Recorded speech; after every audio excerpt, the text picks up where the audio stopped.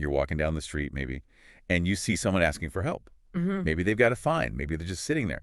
It's a scene that, well, it sticks with you, doesn't it? It really does. Makes you think. Oh, and that's kind of where we're starting today. We're going to dive deep into some of these complex ideas around poverty, how we react, and maybe what deeper understanding we can find if we look through a different lens. Yeah, and we've got some really interesting material for this. We'll be looking at a conversation between a master monk and a little monk. They're observing this very thing. Okay. And their talk uses stories, metaphors, to explore not just the surface of poverty, but also the potential role of struggle and the nuances of what help really means. Right.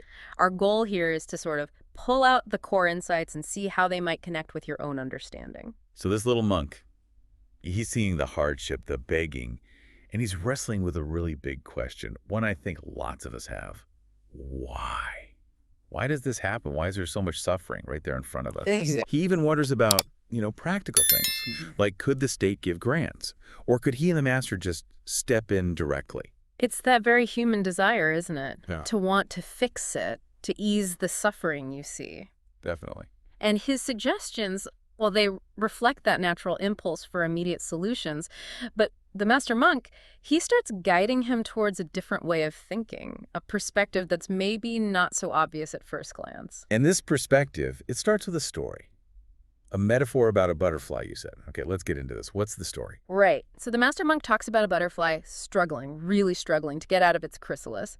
And he emphasizes that this fight, this effort, it isn't just pointless, it's actually essential. It's how the butterfly develops. How so? Well, the act of pushing through that tiny opening forces fluid into its wings, that's what gives them the strength they need to fly once it's finally free. Okay, yeah, I think I've heard something like that.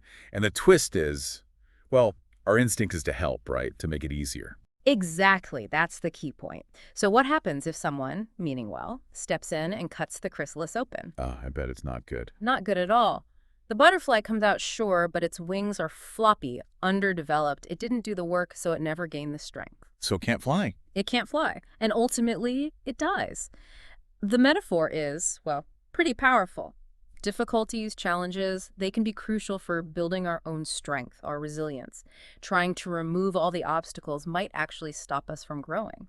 And the master connects this directly to how we help other people, even family, friends, or people experiencing poverty. Precisely. He suggests that if we consistently jump in and fix everything, if we overhelp, we might actually prevent people from developing their own self-reliance, their own inner strength. Even if we mean well. Even with the best intentions, it can create a kind of dependence. So there's this really delicate balance he points to.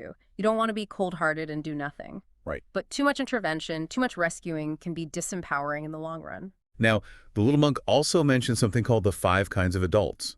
You said this is a framework they've discussed before about like stages of growth. Yeah, stages of spiritual development, or maybe self-awareness, you could say.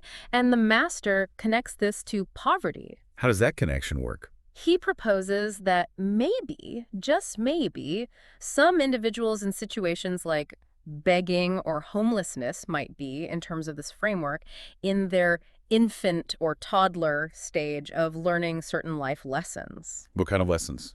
Things like taking personal responsibility, being prudent with what you have, learning humility. From this viewpoint, experiencing loss or hardship isn't necessarily punishment, but more like necessary feedback, like the universe giving you a nudge to learn something important for your growth. That's a challenging idea. Yeah. It could sound like blaming people for their circumstances. It's definitely challenging, and it's crucial to get the nuance. The master isn't saying poverty is some kind of moral failure. Not at all. It's more about offering a lens to see the potential lessons within any life experience. And he also warns against something he calls projection. Loving the podcast? Don't miss out. Unlock the full episode with a subscription. Get in touch to subscribe now. Fix your inner world at gmail.com.